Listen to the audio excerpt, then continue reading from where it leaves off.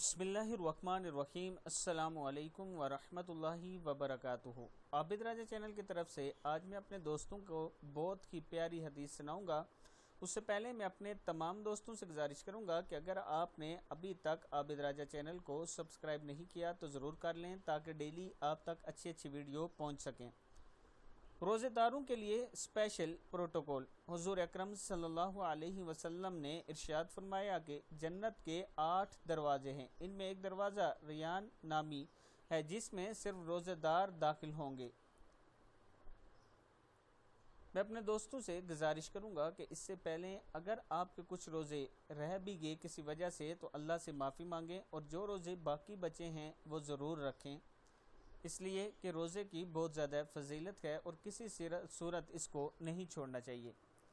इस वीडियो को आप दोस्तों ने आगे ज़रूर शेयर करना है। अस्सलामु अलैकुम वरहमतुल्लाहि वबरकातुहू।